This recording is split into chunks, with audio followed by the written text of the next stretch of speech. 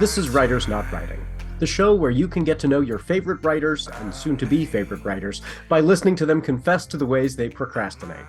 Thanks for procrastinating with us. I'm Benjamin Gorman, and the quiet guy behind the glass there is Doug the producer. I write novels and collections of poetry and stuff. Doug tries his best to make me sound better. And each week we have a secret word to listen for. If you catch it, you earn the right to take an extra break at the time of your choosing from whatever is stressing you out. From NotAPipePublishing, welcome to Writers Not Writing. Today's secret word is quesadillas.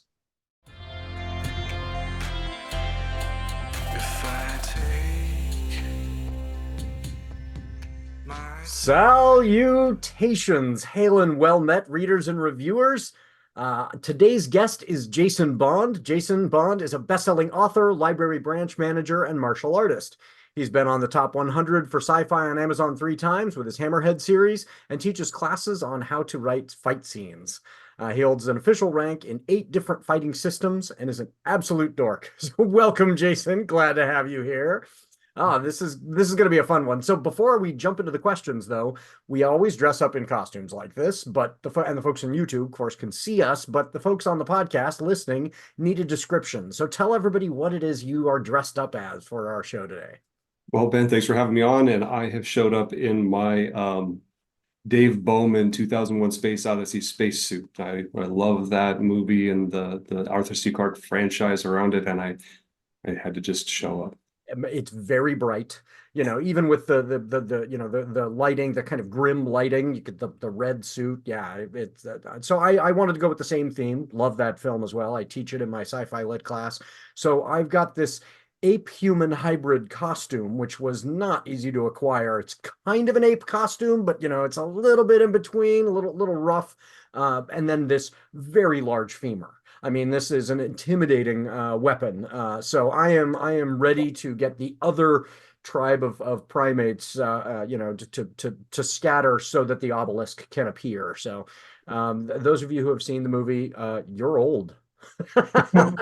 Or you've taken my sci-fi lit class where I make young students watch a slow film. It's really good, but boy, they're like, this is the slowest thing we've ever seen. I'm like, yeah, if you were watching this on Netflix, we would watch it at 1.5 speed. 100%. Movie. So I've been excited to have you on the show to talk to you about, you do all these panels at conferences and talk to authors about so many things, about how to write fight scenes, that kind of thing, but also, just kind of more generally, how have you seen your writing progress over the course of your writing career? Oh, it's been great to see growth. It's hard sometimes to look back on stuff you've written 10 years ago. Oh yeah. But it's great when if for anybody who does that, looks back on stuff and gets the grown factor, celebrate that, because it means that you've learned, it means you've developed. And I feel that a great deal. I had one panel I taught. I was at the local convention this weekend, and I taught a panel that was about how to write without villains. And I could identify with that. My first, the first book in the Hammerhead series, I actually just had a reader say, "Hey, I really like this series, but that first villain was pretty two-dimensional for me." And I was like, you know what? You're wrong. No, I was like, I've definitely gotten better at developing villains and making them the hero of their own mission and those types of things, those complexities. So it's one of the reasons I love writing, is I know it's going to be a lifetime of growth. There's no limit to where I'm going to continue to grow from this. So yeah, every once in a while somebody will say to me, which of your books is your favorite? And I'm like, the correct answer always better be the most recent one. Like, I better be improving, So yeah, I totally hear that. And yeah, the way we develop villains. What are some other things you've seen kind of improve in your writing over the course of your career? Efficiency, being able to get stuff done. Now, I used to be a pantser, and I was an adamant pantser. I'm just gonna go in and explore. I was there for the fun of it. And then the masterclass.com thing, I saw a thing on James Patterson. It was like, hey, he's gonna teach a writing class, and it was like $40. So I'm like, okay. I'm not really a huge fan of James Patterson's writing. I don't have no problem with it. I remember reading one once, and I kind of felt like I ate a Big Mac at the end. Like it was enjoyable, but I didn't feel like I got much out of it. But he looks square at the camera. I don't know if you've ever seen one of those masterclass things, but they look square at the camera, and he zooms in and he says, "Okay, if you're a pantser and you don't plot, here are all the problems you're going to have." Mm-hmm. And he listed every single problem I have. And I was like, oh, man, all right, fine. I'll try and figure out some way to do some kind of hybrid plotting thing. And I have figured out my system. I've gotten a lot more structured in developing Act One, Act Two, Act Three, like trying to really kind of be more intentional about my craft. So Yeah. But I like that framing. I mean, I tell students there's nothing wrong. There are lots of folks when they're teaching writing are saying thou shalt, you have to write this way. And I'm like, no, no, you can be a pantser, but I like the framing of it comes with a cost. yeah, It is going to take you longer to revise and edit afterwards. exactly. And if you don't invest the time afterwards, you are doing your reader a disservice. And if, really you have to think about it in terms of the amount of time that a planner puts in on the front end, you're going to have to put in on the back end. It's not any faster to Yeah. be a pantser, and that's hard for students. They want to go, I finished the first draft, I'm done, and I'm like, no, no, no, no, no. You pants this, and so you've got a lot of work to do, as opposed to the person who learns to plan. But yeah, that's a tough lesson. I've found that in my career, and maybe you found this too. I've become kind of a hybrid, where it's Yeah. like, oh, this is fun. I'm starting at the beginning, and I know this beginning may not end up being the beginning. And then I get to the middle and I'm like, I need to become a planner now because this needs structure. One of the things I didn't want to lose was the sense of discovery, the Yeah. sense of exploration, and you get that from pantsing. So for me, it has to be a hybrid. Some people love outlining every minute, but I can't do that. And I'm sensitive to the fact that different genres kind of need more of one than the other. I've got a friend who wrote this epic high fantasy novel that took her 10 years. Yeah. Miko Azul's The Staff of Fire and Bone. That's a lot of planning in advance to develop the cultures and the language and all this stuff. She had to go through that process. And I'm writing sci-fi, and I'm like she walks down the gangplank of the let's make it a spaceship. Like it's just coming, and then okay, how does this world function? That's that I have to then plug in. How is it different from ours? So so but we're getting into process. This is a show about procrastination. So what's been pulling you away from your work in terms of pop culture lately? I have gone through a revolution lately of trying to study how to not be a procrastinator. I am a brutal procrastinator, and I've actually got to the point where I'm hacking myself pretty well to the point where I'm not missing out on my writing time. I've been doing really well. I actually manage a library, as you'd mentioned, so I'm up at 5 a.m. every morning. I have a habit stack that I do, just like James Clear from Atomic Habits says. I get up, I make coffee, I sit down, I do a bit of meditation, then I do a free write, and then I have Pomodoros. I do 25 minutes of work. I have it all structured out. Then I off to work, and I've been honestly really, really productive with that. It's finally the first time in my life where I've kind of really hit this feeling professional, like I'm really showing up. But I do have to admit that I can disappear for several hours into Tears of the Kingdom. Yeah.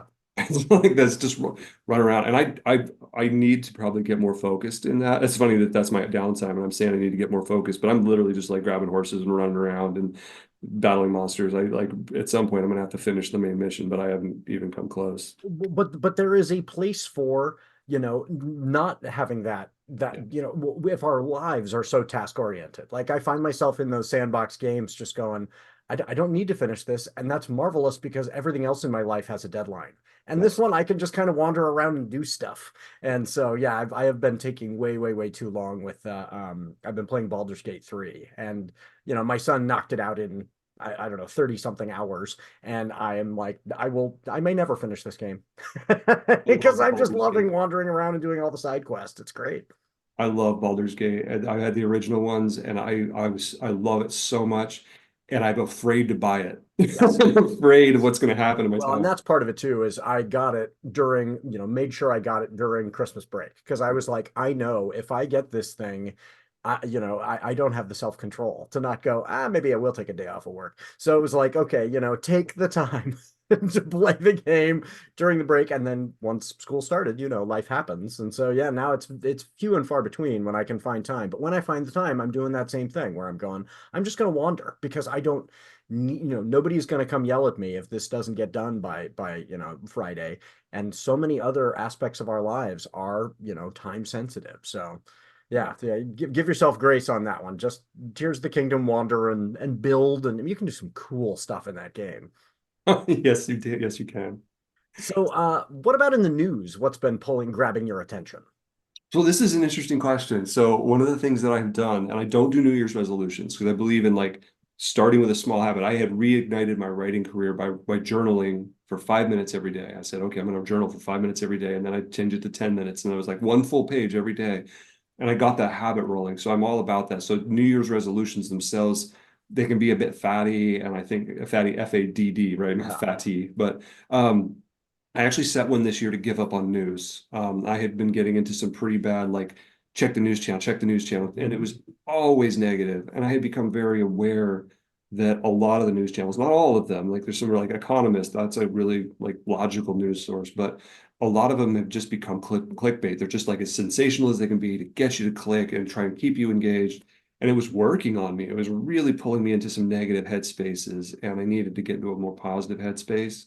I'm definitely involved in, like, if I do get sucked into something, I think one of the things that's most like emotionally troublesome for me is what's going on in Ukraine. It's really, really tough for me to see that that's happening. We'd like to believe as a society we're in a world we're evolving away from this kind of thing, and to see that we're still there is tough. Yeah. Yeah.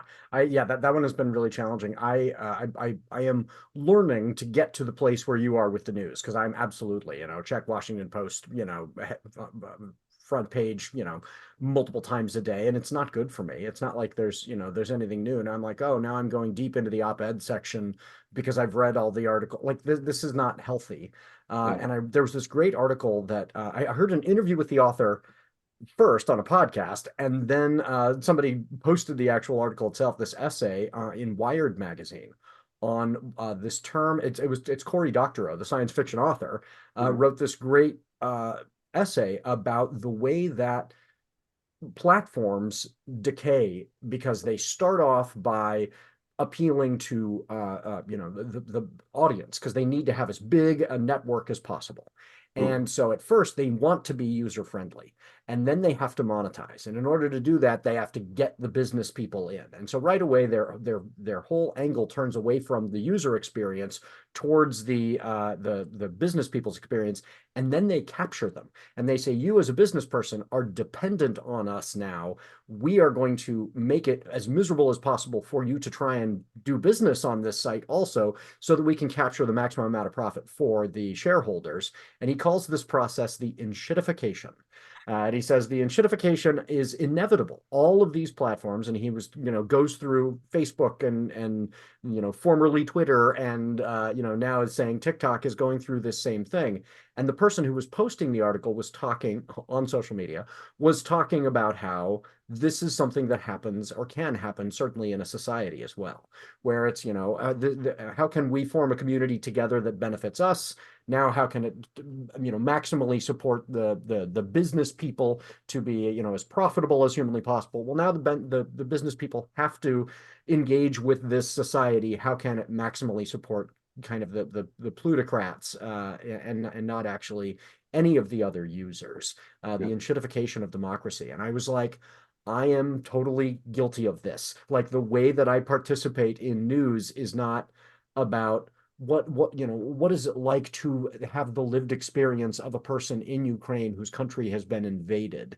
Instead, it's about how am I clicking to benefit not even the news producer at this point, but the shareholder of the news company. And so learning to go, I am facilitating the enshittification of the news. I need yeah, something like The Economist. Like, I need to go to a source that is saying, here are some facts, and do with them what you will. But that is hard. One of the things that I've done, two of the things that I had watched some TED talk about a guy who had given up on the news like 20 years ago. He's like, what I noticed was if something really important happens, someone will tell me about it. Yeah. And that's basically what I've been experiencing is I keep my head in the sand, but sure enough, people come up and say, hey, did you hear what happened, with this lawsuit result or whatever it is? And it's Right. like, oh, cool, I'm informed on anything that's really critical. The other thing I've tried to do instead is take 15 minutes of my day and get a pretty modern, like, this year or last year's nonfiction book on a subject, like maybe something about Ukraine, and sit down and actually read that, because you get so much, like you were saying, about that lived experience about what it's like to be in a certain perspective. For Heritage Month, I read The Devil's Highway, which was all about the biggest tragedy in immigrant crossings. And that was a very interesting read. And it was very 360. It was very, here's all the sides of this issue, as opposed to just getting like, you know, a one. I have not read that one, but that sounds right up my alley. I'll add that to the show notes for listeners as well. That's one to check out. So yeah, because that issue is so much more complex than people want to make it out to be. You know, we want to, you know, and to understand the incentive structure of the people who are providing you with the news. Like there's somebody who is saying, I want to tell you that there are, you know, these horrific caravans. Did you hear about here now I'm going to be the person providing you with a news story. Did you hear about this group of truck drivers who decided to drive down to San Diego in this big caravan? And, Yeah. you know, they'd been hearing all these horrible stories on their, you know, particular media bubble that were saying, oh, there's this, you know, this wave, this invasion, and we're going to go do something about it. And the invasion numbers are, you know, there are, you know, maybe sometimes 1,000 people a day, maybe at our peak, 5,000 people a day. And nobody really did the math on, hey, 5,000 people a day spread across the border. You could go to a border crossing and that's one or two people. Like that's, you know, and so this caravan shows up and they're expecting just hordes of them. And that's the kind of language they use, Yeah. hordes of subhuman monsters at the gates. And there are people, a couple of people going through this, and the caravan folks were so angry. They felt they'd been totally lied to and deceived because they hadn't been provided that kind of deep dive of what does this actually look like? Yeah. Because somebody else had an incentive to say, we'd rather you be afraid than be informed, you know? So yeah, I absolutely hear that. I'll check that book out. That sounds fantastic. It's good. And working in the library, must get exposed to some just fantastic stuff that's coming in. Do you do a lot of those purchasing kind of choices, or how is that done in the library setting? I don't. So we have collection managers who deal with that. You know, our collection librarian, his name's Jay. He does a great job of bringing in nonfiction titles, and he'll often get recommendations from Ingram that we buy our books through Ingram, and they'll say, well, here's all the key books that are really important, and he'll think about like, well, this one, you know, like a book on the Devil's Highway is kind of heady. It'll probably get, you know, a smaller group of people, and so he'll buy two or three of those, and then you'll get other ones where he'll have to get, it's a political one, and political ones, we live in a fairly conservative area, so if it's a left-leaning one, he'll get a couple. If it's a right-leaning one, he'll get some more based on how many people will check it out. We are very, like, library land is all about access to information. So we're not going to limit anybody's information based on our own views. Freedom of information is big for the ALA, the American Library Association. So we have it all. I'll see books I do not agree with. I'll see them come in, and I'll just tell myself that's freedom of information. People Right. are allowed Well, to come. there's a kind of, you know, almost religious faith in the world of libraries where you say, we fundamentally believe that if people are exposed to enough information, they will make better choices. Yeah. And you just have to trust, you know, that the more access is, you know, a better society. And so, yeah. Speaking of news stories, when you hear what just passed in the House in West Virginia, you're going to be hearing about this because Okay. they just passed a thing that made it so that librarians can be prosecuted. And so I'm sure the ALA is going to be saying, you know, how, and I'm thinking even across the country, how do we stand in solidarity with librarians, school librarians, you know, in places where they are going to say providing that access is now a crime. Yeah. It is a fraught time to be a librarian, and at the same time, I hope people will recognize libraries are the foundation of democracy. This is why we get to have a society, is people like you providing us with books. It's really important. Oh, So democracy is critical, well informed. You have to have good, solid information to make good choices. And that's another reason why what's going on with news outlets and social media is so critical and damaging is people get one side of something, they think they've got the whole story, and then they go and they make a bad choice, like driving all the way down to a border crossing that has two people on it. right. Yep. I mean, it's a perfect illustration of, you know, instead of hopping in your truck and going down to San Diego, maybe go to the library. Please go to your local library. So this is going to sound like a total, you know, a hard gear shift. But what else has been pulling you away in terms of hobbies when you're not, you know, dealing with the horrors of, of decaying democracy? I So I teach how to write fight scenes. I hold official rank in 8 different fighting systems. I've been doing it since I was 18 years old, and I'm not 18 years old anymore, as you can see. And I love it. It's something was the best friendships I've had, good health, really, really good centering of spirit, lots of different things. And so I spend every Wednesday and Thursday, I'm at my Brazilian Jiu Jitsu classes in the evening. And my wife has always wanted to do ninjutsu. Like, she's a huge Naruto fan. She made me watch the entire anime, so I'm versed now. And we just found out this weekend at the con was a guy. I have a friend who is in the local area, but her instructor is 70 miles away. So she's been doing ninjutsu with this guy 70 miles away, and I don't have time for that. But we just found out we had a 5th-degree black belt in ninjutsu moved to the area. Super nice guy, massive nerd, super like dorky, loved him. And he helped present at one of the panels I was at. And so I guess on Tuesday nights we're going to go check out his school. So I have no free time, but I love it's actually funny. My wife and I met at one of my panels on how to write fight scenes. Oh, So I really? Oh, very woman in my cool. life. She loves to fight too. So it's So good. when you are, I think of a particular school of martial arts is like a language to some extent. Like it's got its rules, it's got its grammar, it's got its syntax, right?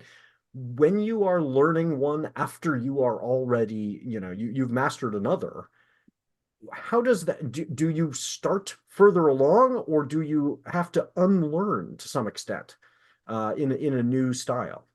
That's a good question. That's actually a really good observation. And it's definitely an element of both. As an example, I took up swing dancing. I was learning swing dancing and I was doing this move called a Shorty George, and it's got this weird hip motion thing. And I did it. And they're like, oh, this is a really difficult move. Go, and I was not a good dancer. I was like really struggling with a lot of things, but I did this Shorty George move, and the instructor's like, that's really good. Why are you so good at that? Like first try. And I said, well, it's because it's just like a boxer's cover up when you cover your hips. It's the Mhm. same motion.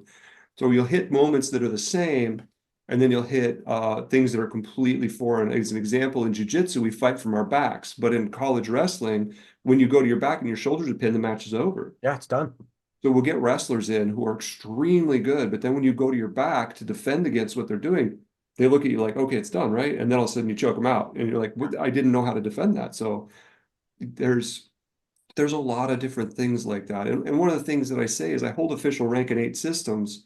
So that means not only have I learned a lot, but I've also had to put a white belt on 8 different times. Right. I walk back in and humble myself and say, you know what, I'm just going to shut up and learn. And I kind of love those first days. It's a real innocence. It's a real moment of like, hey, I can suck at this. It doesn't matter.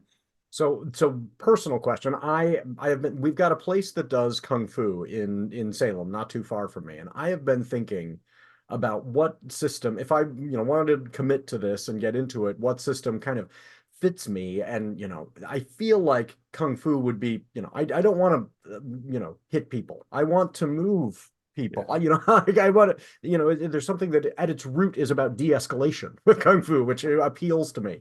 But would that be a good one that you would recommend starting with, or is that one that move too late? What order would you recommend? I would recommend any order. Jump in, jump in. And you go, the biggest thing is when you go to a school, it doesn't really matter what the system is. You assess it. Does a person seem friendly? Do the students look like they're being safe? I went to one Aikido school once. I had started in Aikido and I went to a new school. And while this teacher was instructing and kind of not really paying attention to class, 3 students came off the mat to get band-aids. Like, I'm not training here. Yeah. Kung Fu though is amazing. I mean, the knee health you have to have, like you build up. And that's the thing people need to understand is they'll say, like, well, my knee's bad. My knees got really, really bad over COVID. I mean, I'm 51 years old now. I'm gonna be 51, actually. I'm aging myself too early. I'm gonna be 51 here in a few weeks. Um, and I went to a physical therapy. He's like, oh yeah, no problem. I'm going to give you this knees over toes guy. I did all this physical therapy and my knees are good again. So if something's not working, talk to a physical therapist, get in, go slow, take it easy. Don't feel like you have to learn everything at once. But Kung Fu is an art form. If I could go back to 20 years old, I would go to China or Japan somewhere and just like train in one of those temples. Yeah. Because it just seems like it's beautiful, it's power, it's art, it's flow. I would love it. And Ben, you and I have talked a couple times at Portland cons. You have a very Kung Fu vibe, I think. I think, I can yeah, I mean, I see. think it's, I don't like, I don't know if I have a Kung Fu vibe or a Tai Chi vibe. Like, I don't, I don't want to be aggressive, but I want to, use this energy in a positive way and also just all the health benefits. Like, it would be, it would be wonderful yeah, and the confidence that comes from it. Like, there are so many benefits. So it is something that I've considered. Like, but, it's finding the time. Well, The guy who's 90 miles away, yeah. that's or 70 miles away. That's not practical. So, how do I find that? But it is something I have considered. Well, one of the things to know about Shaolin Kung Fu is the reason it exists is because they were meditators. They were just always meditating and their bodies were breaking down. And then a guy showed up who's like, "Hey, you can't meditate enough. You need to do all these physical fitness routines to be able to meditate more." So the underlying principle of purpose behind Kung Fu is to find greater peace through meditation by building your body up to the point where you can sit still longer. It's a really interesting dichotomy. Ooh, which, for a writer, I mean, I mean, literally, I was having issues with one knee because this made no sense to me. The trainer had to explain it, but my quads were too tight. And I think of tightness as like something that is a consequence of athletic activity, which I have none of. And so I was like, I can't have tight muscles. I don't do anything. And it's like, no, because you're sitting still, you're not doing enough. And so, getting some more motion. And I mean, just, I used to hike a lot and not hiking enough. I developed, we think, a torn meniscus. And Yeah. then he was like, it'll heal. And I was like, what? And it did. But it was, learning to do some exercises to loosen my quads. I was tearing myself apart sitting still. Yeah. So I did not know that was even possible. I was like, but I'm at the age, we're about the same age. I'm at the age where we can hurt ourselves by doing nothing. Yep. So learning. So one of the things that I like to ask authors about as a way for readers to kind of get to know you, if you were a character in a Dungeons and Dragons game, what would be your race and class? Okay. Now, I have to admit that I haven't had a chance to play a lot of role-playing games, and I kind of regret that. I had a really tragic set of experiences trying to get into role-playing games where I went to one group and I had a friend who was mad at me, so he killed me immediately, just murdered me. Then I had another experience where I showed up and they said, "Hey, we're going to get you involved in the game. Get your characters ready, and then we're just going to meet you along the trail." And then like 2 hours went by and they still hadn't brought us into the game. So we said, well, we're gonna leave. Yeah, it was not a friendly group. It was Yeah, not. not good. I had one time where I went and the person didn't want that you have to find a group where you're in the same vibe.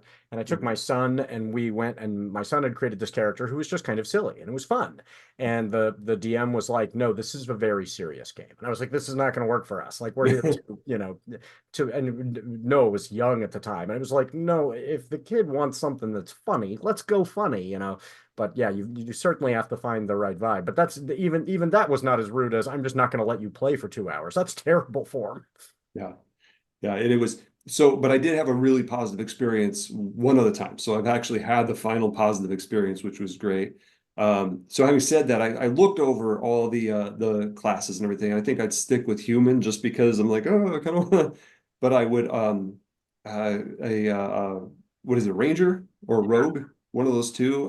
When I play paintball, I used to play paintball in Colorado. We'd get pump guns, so we wouldn't use too much ammo. We'd go into the woods and we'd shoot each other. And I would always hide in bushes and snipe people. So I love to Yep. sit back and just snipe people. So anything like if I could be an archer of any kind, I'd be much happier.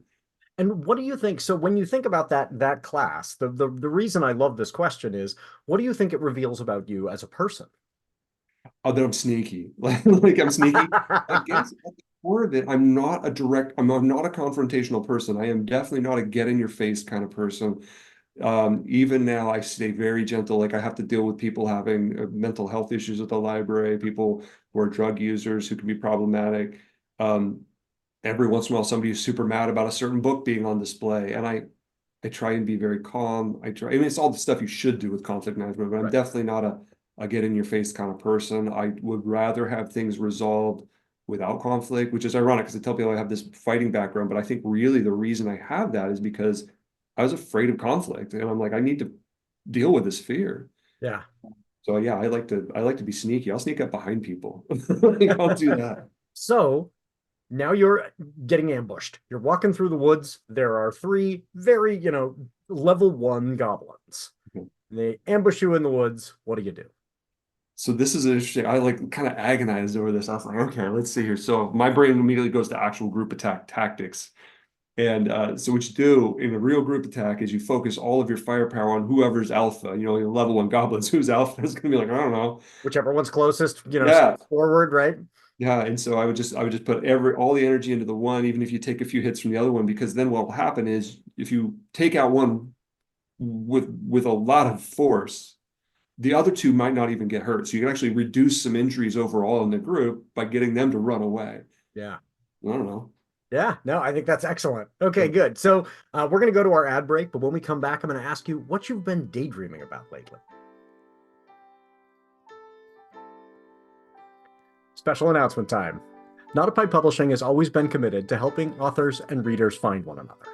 Well, this show, which is all about helping readers get to know writers, just hit a milestone: 10,000 views on YouTube.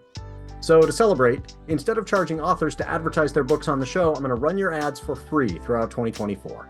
If you want to make a 30 to 60-second video about your book, let folks know what it's about and where to find it, and don't forget your name and the title. I'll run one or two of those in our ad spot each week. Just send an MP4 file to the NotAPipe email address in the show notes. Let's fix up some readers and authors into reader relationships. 2024. More readers, more writers, more books. Hello, my name is Fred Gambino. I've worked in the story industry for 4 decades as a film and game concept artist and a book cover artist. My love of story has led me to write my debut novel, Dark Shepherd, to be published by Newcom Press in May 2024. A fast-paced science fiction action thriller, it opens on the beach, where starships are crashed from orbit in order to break them up. Breela's in charge of several giant dismantling machines, and her job is to further take apart the shattered ships. Semi-freelance, she is one of many teams who work the beach, making money on the load she collects and sends to central processing. But the beach is a difficult place.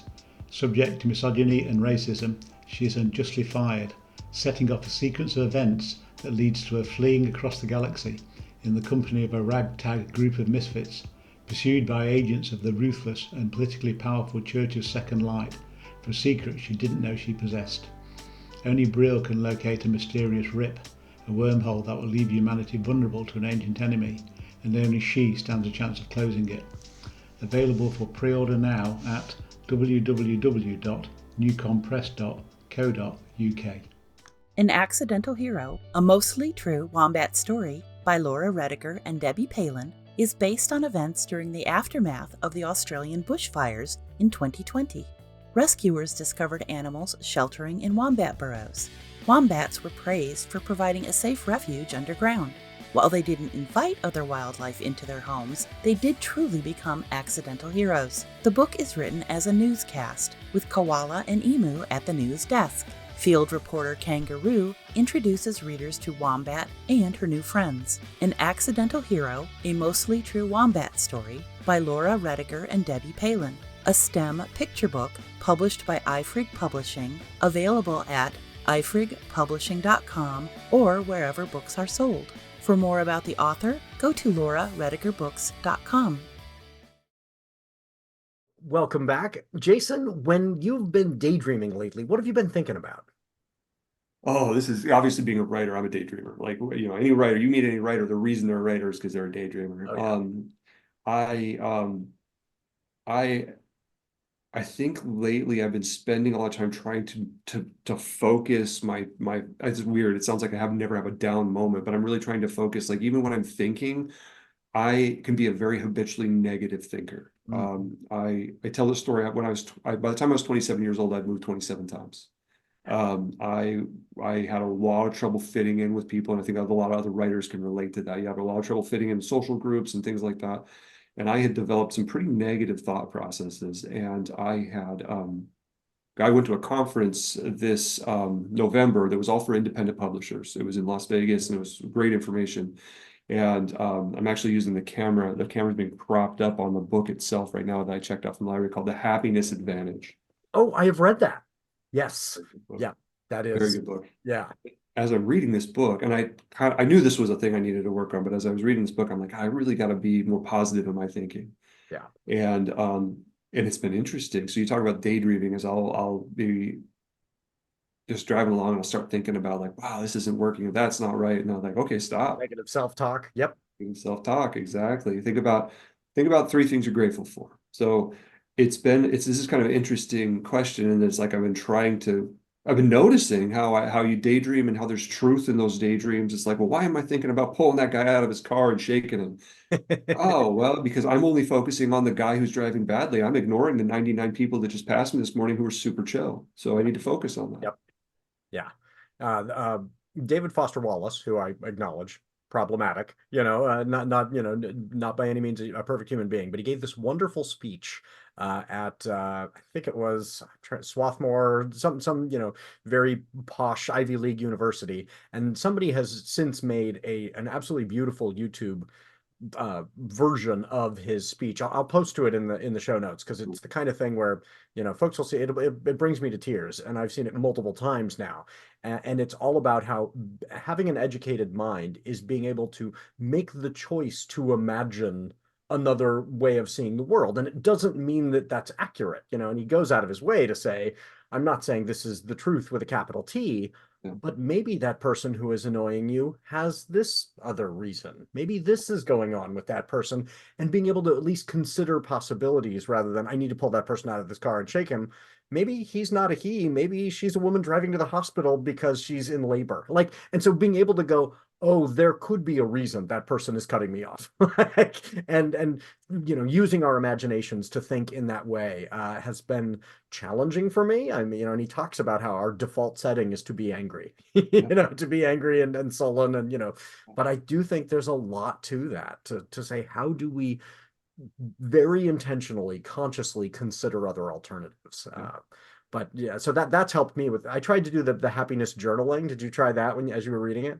No, I haven't. I journal every morning, so I have been trying to be more constructive with my journaling. But so yeah, I guess in a little bit. Yeah, you have. I mean, you really have. You've done the practice, and I was not, consistent enough with it. But during the time, I was doing it through a work thing with a bunch of other folks, and we were just kind of getting together then regularly to say, how is this helping us? And it is an excellent practice. Folks who do, I mean, any journaling is good to have that time to process and reflect. But being forced to say to yourself, okay, so what are some things I'm grateful for today? Sometimes there are days where that is tough. Yeah. Oh. Yeah. So what are some announcements? What's been going on with you that you want listeners and viewers to know about? Wow, yeah, that's a big question. So I wrote the Hammerhead series. I've been really fortunate independently to have it hit the top 100 on Sci-Fi for Amazon 3 times. It happened largely because of reader recommendations. I didn't do a bunch of marketing. I put the first one out. I was going to be a writer. I figured I'd be independent. I have a business background. I looked at the market and I thought, you know what, this is legitimate. This was 2011. The first one came out.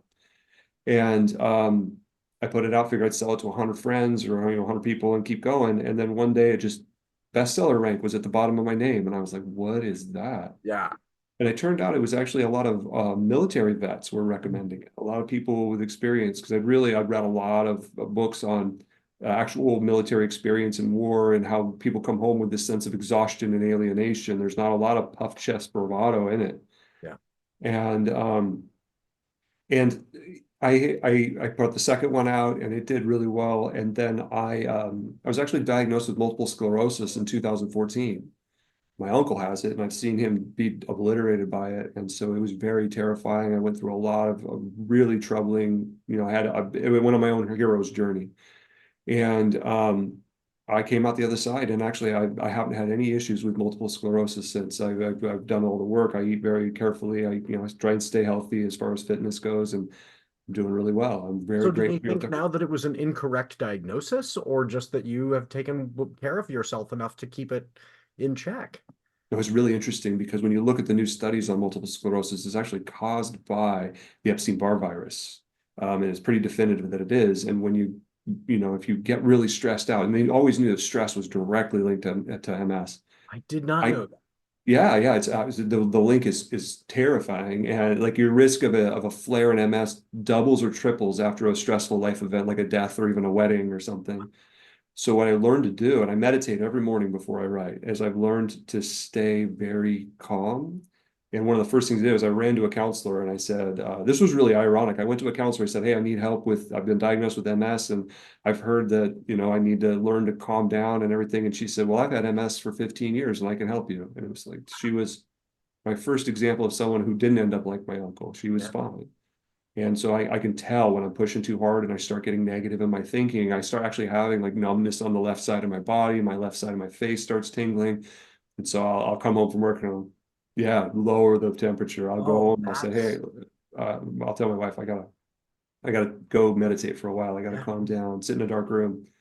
And But that has worked. I mean, that's marvelous that you have, it reminds me of, it's like the Hulk. Like, you've been able to keep the rage down, not in a, bottle it up kind of way, but like in an actual control. I mean, that is, you know, speaking as somebody who struggles with stress, that is a remarkable achievement. I'm happy with it. Trust me, I did not want to have a negative outcome like Ah, I did. So yeah. So to come back to the question, so that's kind of the long way around. I stopped writing for a long time. And then I actually ended up divorced because of it, because I realized I was married to a narcissist. You tell somebody you have MS and they respond with, you're okay. It's like this is not terrifying. healthy. Well, and I mean, sometimes in our relationships, we find out how unhealthy they are when you realize, oh, this is putting me in danger. Yeah. Yeah. Yeah, and it literally does. There's a study I read about if you're married to a narcissist, your risk of autoimmune disorders goes up in a certain amount, and it was significant. So it's like, Yeah. I'm remarried now to somebody who's super kind, very supportive. You've met Yeah. with, Yeah. She's awesome. she's great, and she's actually the reason I'm on the podcast with you. She's like, you Yeah. gotta go talk to Ben. You gotta go talk to Yeah. Ben. Yeah. Yeah. That was so great. She's like, remember, you need to Yeah. get this. Yeah. But and then I got back to writing with her encouragement and everything. I reawoke it, and I told you all, I started journaling 5 minutes a day to kind of get the ball rolling again. And I put the third book out in the series last year. Like it's a return. It was very exciting to come back, and now I'm way deep into a novel that is not sci-fi. Mm.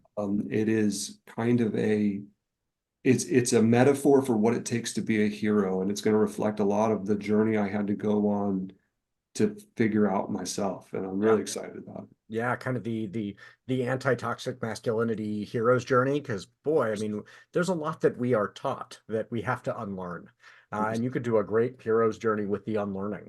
Mhm. That is cool. But yeah, I imagine that is also a lot of processing, like in the writing process. That'd be a valuable book to have the experience of writing as well as reading. Yeah, yeah, I know. I was reading the forward material on American Gods by Neil Gaiman, and he called his publisher. He said, "Oh, I figured out how to write novels," and his publisher laughed and said, "No, you figured out how to write this novel. Every one of them, you learn something about yourself and the world, and yeah, Yeah, absolutely. Yeah, and that is that. It's funny that it's that book because folks who have not read American Gods, it is not the way to write all novels. It is the way to write that novel. It is a marvelous book. I love that book. But yeah, that every book should not be American Gods. So that would be, I'm glad that Gaiman himself does not just write American Gods. yeah." And has that, for you, changing genres like that? What is that? How has that felt in terms of your comfort with this new process? It's interesting because when I finished the third book in the Hammerhead series, I had done this project that was great. This was back in the day where I had my emailing list. And I had 300 or 400 people on my emailing list. It was really healthy. And I would send out a chapter every month that had a question at the end. It was like a choose your own adventure. Like Yeah. the first chapter, it said, does the border agent, this guy's trying to get into this planet that's restricted. And it's like, does the border agent let him through or not? And then everybody would vote. And I had to write the next chapter on how they voted. So I didn't even know what was going to happen next. And it was really illustrative. They didn't just vote on that. They would email me and say, "Oh, I'm really interested in that old Russian woman." And I'm like, "Oh, she was supposed to be a throwaway character. What are you Right. talking about?" But I had built about 10 chapters of that. It's called Burning Sky. And I thought, oh, I need some IP. I need to get more material so I can, when I go to a con, I have more books to sell, and I need Right. to, everybody has to make some money. So I figured that was low-hanging fruit. I would plot it out, and I would just finish that really quickly.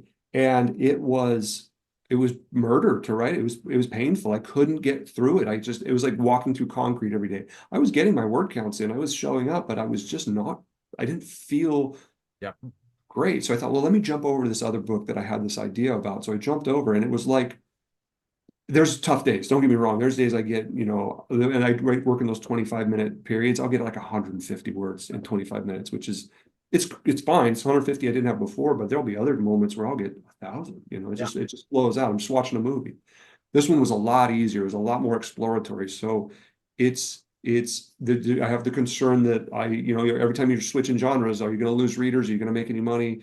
Are people going to follow me through on this journey?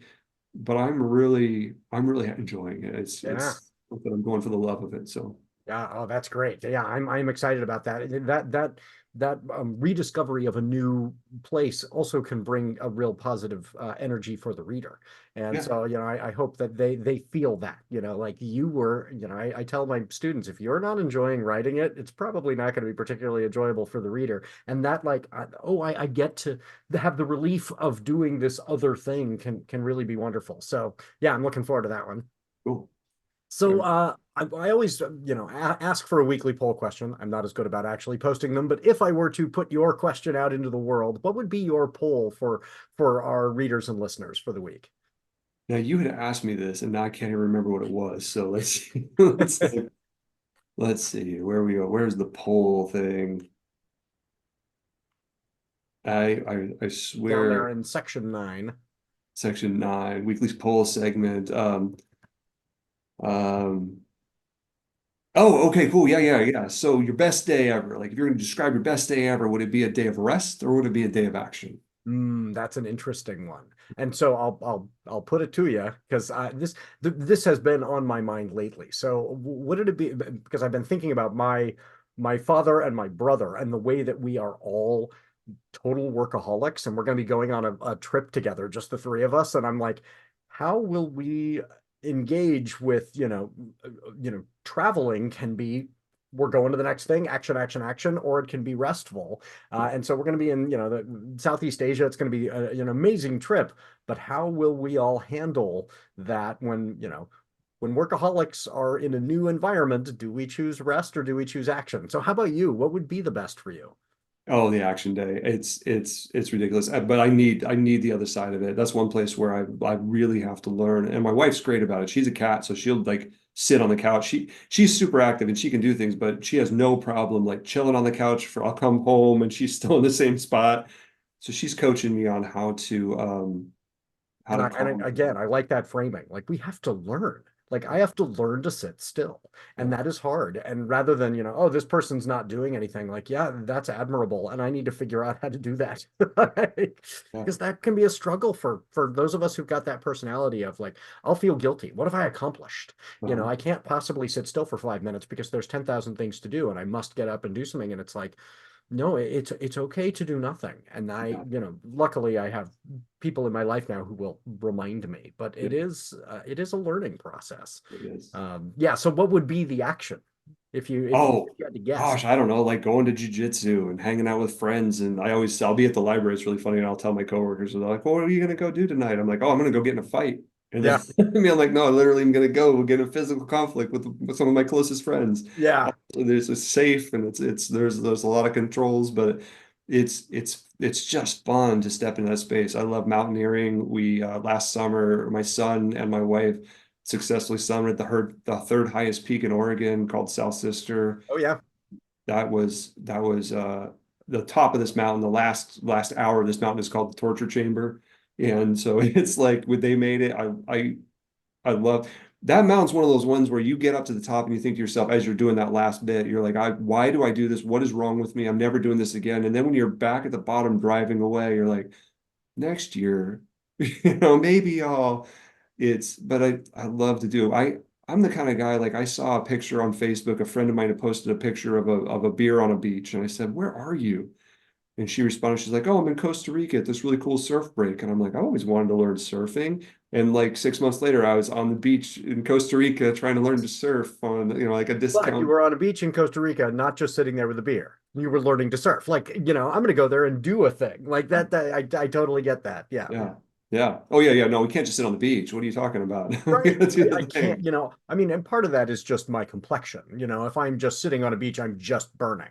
Uh-huh. So, I've got like the hat and the slathered up, but also like, yeah, I don't rest is stressful. Yeah. And I need to learn to go, oh, I can sit still and not stress about the fact that I'm sitting still. And there's a whole process there. But yeah, I am thinking about doing I've got a friend who did sisters last summer, Yeah. and they had to work their way up to it. They had to, did you have to, you have to prepare, or had you already done enough training that by the time you got to that one, you were like, okay, we're ready for this one.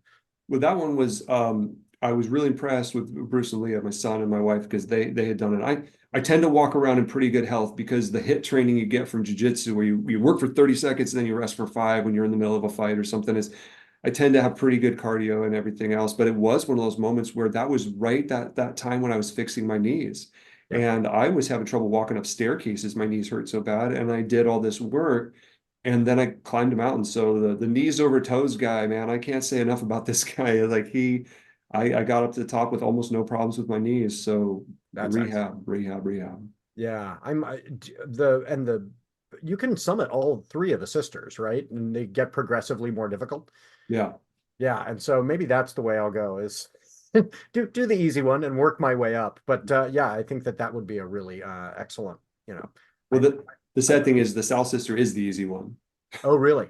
Oh yeah, yeah. The other ones, a lot of them, I think the middle and north, you might even need to rope up. The Oh, South and see, Sister is I nice. don't have that skill set. Yeah. Yeah, so The South Sister is just a hike. You just walk. So a really challenging hike. That would be, that would be good for me. I understand Kilimanjaro's like that, where yeah, Kilimanjaro is one, this amazing mountain climbing experience, and yet it is hikeable, yeah. and I'm like, okay, that's bucket list for me. I want to do that one Yeah. at some point. Yeah. I have a friend who did it, and I'd love to do that. Yeah. So what is a book that you have not read yet, but that you are looking forward to, that's on your list? Oh, yeah, yeah. You had asked this question, and it's one that had taken me a little while because working in a library, I'm just completely like buried in uh I went, oh yeah, yeah, yeah. Oh yeah. Okay. So I had to look at the notes you done. So I'm really looking forward to Cloud Atlas by David Mitchell.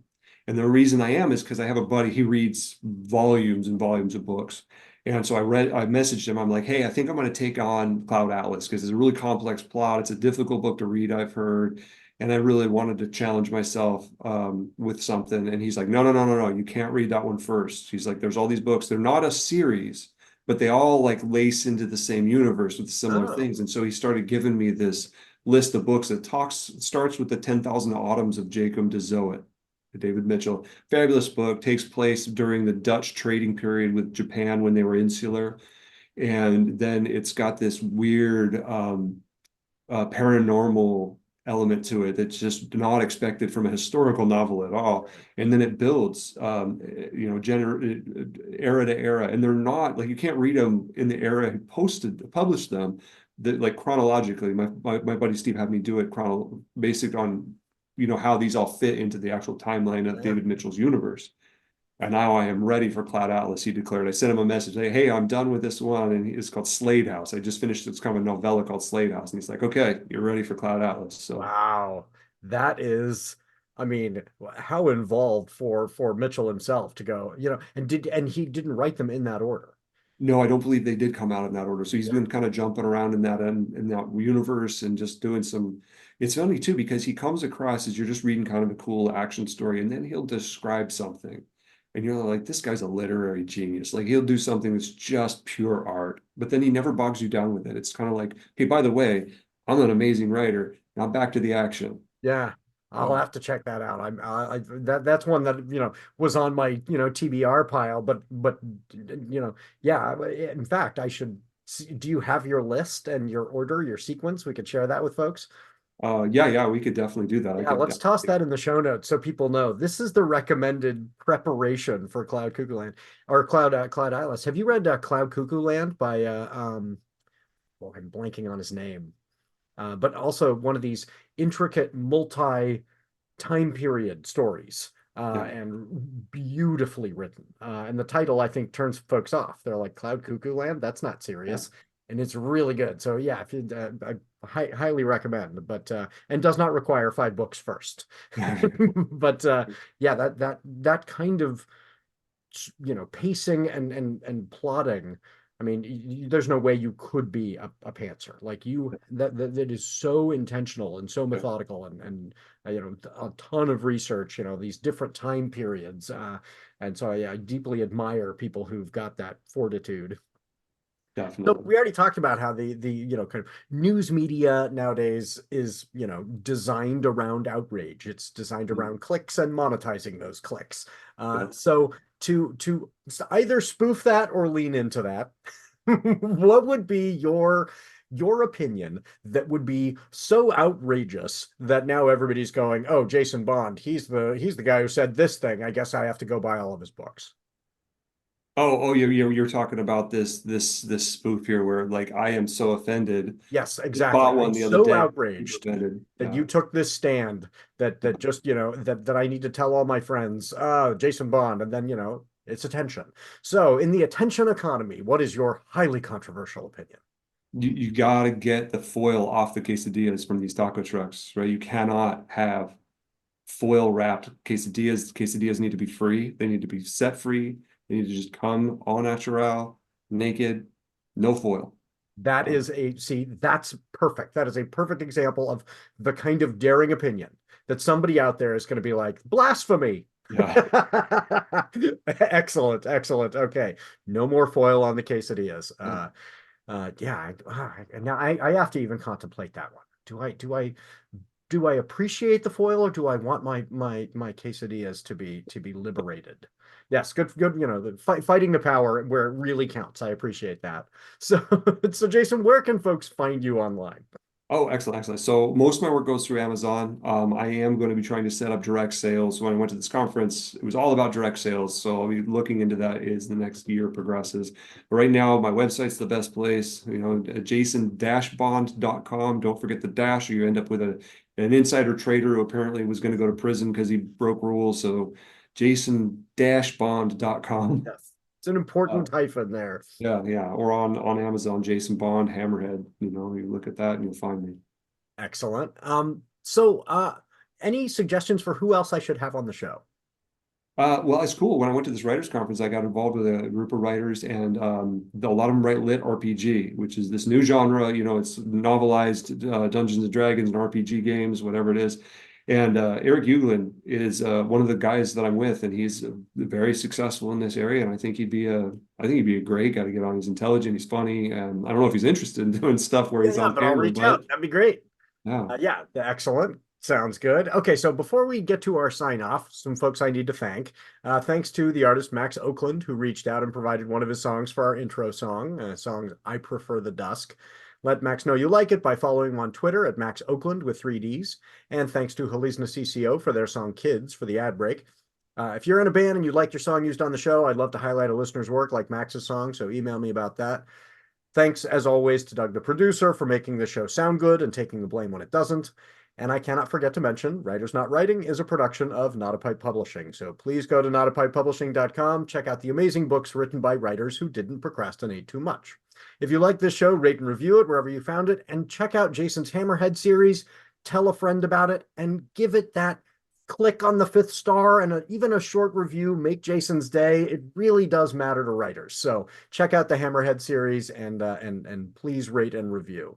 And for this show as well, click on that little thumbs up if you're on YouTube, or on that 5th star on your podcasting app. And if you leave a review, we'll share some good ones. We've done that before. We'll share some good ones on the show. So please leave us a review as well. So as you go into your week, Jason and I have some advice for you. So Jason, what do you want people to remember this week? I want people to have grace for themselves as they chase their dreams. Be kind to yourself and be patient as you develop your habits. Yeah, you're going to be a white belt many times. Like that's a really, really good thing for folks to contemplate. Like, you will not become Jason Bond in a day. You're going to have to. Jason Bond didn't become Jason Bond in a day. That's a good thing for folks to remember. And I also say to folks, no matter how much you procrastinate, we're still proud of you.